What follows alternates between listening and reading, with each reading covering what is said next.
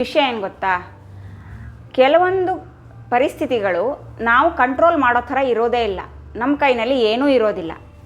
ಆಗ ನಾವು ಪರಿತಪಿಸೋ ಬದಲು ಅದನ್ನು ಎಕ್ಸೆಪ್ಟ್ ಮಾಡಿಕೊಂಡು ನಾವು ಅದನ್ನ ಗುಡ್ ಆಗಿರೋದಕ್ಕೆ ಹೇಗೆ ಕನ್ವರ್ಟ್ ಮಾಡ್ಕೋಬೋದು ಅಂತ ಎಕ್ಸಾಂಪಲ್ ಮೂಲಕ ಡಿಸ್ಕಸ್ ಮಾಡೋಣ. ಒಂದು 2-3 ಎಕ್ಸಾಂಪಲ್ಸ್ ಕೊಡ್ತೀನಿ. ಏನಂದರೆ, ಇವಾಗ ನಮ್ಮ ದೇಶದಲ್ಲಿ, ನಮ್ಮ ಊರಲ್ಲಿ ಎಲ್ಲ ಹಬ್ಬಗಳಿಗೆ ಕೊರತೆ ಇಲ್ಲ, ಫಂಕ್ಷನ್ಗಳಿಗೆ ಕೊರತೆ ಇಲ್ಲ. ಮೈಕ್ ಆನ್ ಮಾಡ್ತಾರೆ, ನಿಮಗೆ ಗೊತ್ತಲ್ಲ. ಬೆಳಗ್ಗೆಯಿಂದ ಸಂಜೆವರೆಗೂ ನಿಮಗೆ ಬೇಕಂದ್ರೂ ಬೇಡ ಅಂದ್ರೂ ಆನ್ ಮಾಡಿಕೊಂಡೇ ಇರ್ತಾರೆ. ಮ್ಯೂಸಿಕ್ ಕೆಲವೊಂದು ಕೇಳೋ ಥರ ಇರುತ್ತೆ, ಕೆಲವೊಂದು ಕೇಳದೇ ಇರೋ ಥರ ಇರುತ್ತೆ. ಆದರೆ ನಿಮ್ಮ ಕೈನಲ್ಲಿ ಏನೂ ಇರೋದಿಲ್ಲ. ನೀವು ಹೋಗ್ಬಿಟ್ಟು ಅವ್ರಿಗೆ ಆಫ್ ಮಾಡಿ ಅಂದರೆ ಅವ್ರು ಆಫ್ ಮಾಡೋದಿಲ್ಲ. ನಿಮಗೆ ಬೇಕು ಅಂದರೂ ಬೇಡ ಅಂದ್ರೂ ಆ ಸೌಂಡ್ ನಮ್ಮ ಕಿವಿ ಮೇಲೆ ಬೀಳ್ತಾನೆ ಇರುತ್ತೆ ಕಂಟಿನ್ಯೂಸ್ ಆಗಿ. ಇವಾಗ ನಮ್ಮ ಕೈನಲ್ಲಿ ಏನಿದೆ, ನಾವು ಅದನ್ನ ಹೇಗೆ ತಡ್ಕೊಳ್ಳೋದು?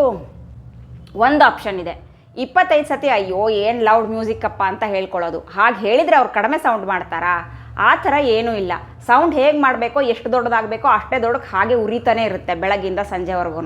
ಇವಾಗ ನಾವೇನು ಮಾಡಬೇಕಾಗಿದ್ರೆ, ಆ ಥರ ಕಂಪ್ಲೇಂಟ್ ಮಾಡೋದ್ರ ಬದಲು ಅದೇ ಮ್ಯೂಸಿಕ್ಗೆ ನಾವು 2 ಸ್ಟೆಪ್ ಹಾಕಿ ಡ್ಯಾನ್ಸ್ ಮಾಡಿದರೆ ಒಂದು 10 ನಿಮಿಷದ ನಂತರ ನಮ್ಮ ತಲೆ ಓಕೆ ಇದು ನಾನು ಅಕ್ಸೆಪ್ಟ್ ಮಾಡ್ಕೋಬೇಕು ಅಂತ ಅಂದ್ಕೊಂಡು ಅದನ್ನು ಬೇರೆಬಲ್ ಮಾಡಿಕೊಡುತ್ತೆ ನಮಗೆ. ಇನ್ನೊಂದು ಹೇಳ್ತೀನಿ, ಸಮ್ಮರ್ ಬರುತ್ತೆ, ಚೆನ್ನಾಗಿ ಬಿಸಿಲು ಸುಡ್ತಾ ಇರುತ್ತೆ. ನಮಗೆಷ್ಟು ಟೆಂಪರೇಚರಲ್ಲಿ ಸುಡ್ತಾ ಇದೆಯೋ ಅಷ್ಟೇ ಪಕ್ಕದ ಮನೆಯವ್ರಿಗೂ ಸುಡ್ತಾ ಇರುತ್ತೆ, ಇಡೀ ಸಿಟಿನೂ ಸುಡ್ತಾ ಇರುತ್ತೆ. ಆದರೆ ನಾವೇನು ಮಾಡ್ತೀವಿ, ಕೀಪ್ ಆನ್ ಕಂಪ್ಲೇನಿಂಗ್. ಅಯ್ಯೋ ತುಂಬ ಸೆಕೆ ತಡ್ಕೊಳಕ್ಕಾಗ್ತಿಲ್ಲ, ತುಂಬ ಸೆಕೆ. ಇಲ್ಲ ಮಳೆ ಬಂದರೆ ಅಯ್ಯೋ ತುಂಬ ಮಳೆ. ಎಲ್ಲರಿಗೂ ಸೇಮ್ ಬರ್ತಾ ಇರುತ್ತೆ. ಏನು ಡಿಫ್ರೆನ್ಸ್ ಇದೆಯೇನ್ರಿ? ನಮಗಿರೋಷ್ಟೇ ಟೆಂಪ್ರೇಚರ್ ಪಕ್ಕದೂರಲ್ಲೂ ಇರುತ್ತೆ. ಏನು 1 ಡಿಗ್ರಿ 2 ಡಿಗ್ರಿ ಅರ್ಧ ಡಿಗ್ರಿ ಕಡಿಮೆ ಆಗ್ಬೋದು, ಹೆಚ್ಚಾಗ್ಬೋದು. ಅದಕ್ಕಿಂತ ತುಂಬ ಏನು ಡಿಫ್ರೆನ್ಸ್ ಇರಲ್ಲ. ಅಂದ್ರೂ ನಾವು ತಡ್ಕೊಳಕ್ಕಾಗ್ದಿರ ಕೂಗ್ತಾ ಇರ್ತೀವಿ, ಅಯ್ಯೋ ಸೆಕೆ ತಡ್ಕೊಳಕ್ಕಾಗ್ತಿಲ್ಲ, ಅಯ್ಯೋ ಏನು ಮಳೆ ಅಂತ ಕಂಪ್ಲೇಂಟ್ ಮಾಡ್ತಾ ಇರ್ತೀವಿ. ಇವಾಗ ನಾವೇನು ಮಾಡಬೇಕಾಗಿದ್ರೆ, ಇನ್ಸ್ಟೆಡ್ ಆಫ್ ಟೆಲ್ಲಿಂಗ್ ಅಯ್ಯಯ್ಯೋ ತಡ್ಕೊಳಕ್ಕಾಗ್ತಿಲ್ಲ ಸೆಕೆ ಅಂತ, ನಮ್ಮನ್ನು ನಾವು ಹೇಗೆ ಪ್ರೊಟೆಕ್ಟ್ ಮಾಡ್ಕೋಬೇಕೋ ಅದನ್ನ ಮಾಡ್ಬೋದು. ಜಾಸ್ತಿ ನೀರು ಕುಡಿದು ಹೈಡ್ರೇಟೆಡ್ ಆಗಿರ್ಬೋದು. ಫ್ಯಾನ್ ಬೇಕಂದರೆ ಫ್ಯಾನ್ ಹಾಕ್ಕೊಳ್ಳಿ, ಎ ಸಿ ಬೇಕಂದರೆ ಎ ಸಿ ಹಾಕ್ಕೊಳ್ಳಿ. ಇಲ್ಲ ಹೊರಗಡೆ ತುಂಬ ಬಿಸಿಲಲ್ಲಿ ಹೊರಗಡೆ ಹೋಗೋದನ್ನು ಅವಾಯ್ಡ್ ಮಾಡ್ಕೋಬೋದು. ಈ ಥರ ORSನ ಅವಶ್ಯಕತೆ ಇದ್ದರೆ ಅದನ್ನೂ ತೊಗೋಬೋದು. ಸೊ ನಮಗೇನು ಬೇಕೋ, ನಮ್ಮ ಬಾಡಿಯನ್ನು ಕೂಲಾಗಿಡೋದಕ್ಕೆ ನಾವೇನು ಮಾಡ್ಬೋದು ಅದನ್ನು ನಾವು ಮಾಡಿಕೊಂಡ್ರೆ ಕಂಫರ್ಟೇಬಲ್ ಆಗಿರುತ್ತೆ. ಇನ್ನೊಂದೇನೆಂದರೆ ಅವಕಾಶ, ಈ ಥರ ಕಂಪ್ಲೇಂಟ್ ಮಾಡ್ಕೊಂಡು ಹೋದ ಕ್ಷಣ ಏನೂ ಬದಲಾಗೋದಿಲ್ಲ, ಏನನ್ನೂ ಬದಲಾಯಿಸೋದಕ್ಕಾಗೋದಿಲ್ಲ, ನಮ್ಮ ಕಂಟ್ರೋಲಲ್ಲೇ ಇಲ್ಲ ಅಲ್ವಾ. ಇವಾಗ ಇನ್ನೊಂದು ಹೇಳ್ತೀನಿ, ಇವಾಗ ಒಂದು 2 ಇಯರ್ಸ್ ಬ್ಯಾಕು ನನಗೆ ಡೆಂಗು ಬಂದುಬಿಟ್ಟಿತ್ತು.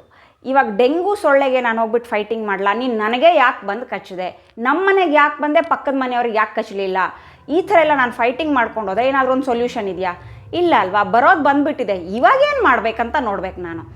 ಇವಾಗ ಮುಂದಿನ ಕೆಲಸ ಏನಂತ ಮಾಡಿದರೆ ಮಾತ್ರ ಸೊಲ್ಯೂಷನ್ನು. ನಾನು ಹೇಳ್ತಾ ಇರೋದ್ರ ಅರ್ಥ ಏನಂದರೆ, ಏನು ಬಂದಿದ್ದೆಲ್ಲದನ್ನು ಅಯ್ಯೋ ನನ್ನ ಹಣೆ ಬರ, ನನ್ನ ಫೇಟು ಅಂತ ಎಕ್ಸೆಪ್ಟ್ ಮಾಡಿಕೊಂಡು ಅಳ್ತಾ ಕೂತ್ಕೊಳ್ಳೋದು ಅಂತ ಅಲ್ಲ. ಯಾವುದು ನಮ್ಮ ಕಂಟ್ರೋಲಲ್ಲಿ ಇಲ್ವೋ, ಕಂಪ್ಲೀಟ್ಲಿ ಇಲ್ವೋ, ನಮ್ಮ ಹತ್ರ ಬದಲಾಯಿಸೋದಕ್ಕೆ ಸಾಧ್ಯನೇ ಇಲ್ವೋ, ಅದಕ್ಕೇನು ಮಾಡಬೇಕಂತ ಆಗ ಅದನ್ನು ಎಕ್ಸೆಪ್ಟ್ ಮಾಡ್ಕೋಬೇಕು, ಒಪ್ಕೊಳ್ಬೇಕು. ಹೀಗಿದೆ ಅಂದರೆ ಹೀಗೆ ಇದೆ, ಇದನ್ನ ಚೇಂಜ್ ಮಾಡೋಕ್ಕಾಗಲ್ಲ. ಸೂರ್ಯನ ಹತ್ರ ಹೋಗ್ಬಿಟ್ಟು ಟೆಂಪ್ರೇಚರ್ ಚೇಂಜ್ ಮಾಡೋಕ್ಕಾಗುತ್ತಾ? ಈ ಥರ ಕೆಲವೊಂದು ವಿಷಯಗಳನ್ನು ಬದಲಾಯಿಸೋದಕ್ಕೆ ಆಗೋದಿಲ್ಲ, ನಮ್ಮ ಕೈನಲ್ಲಿ ಏನೂ ಇರೋದಿಲ್ಲ.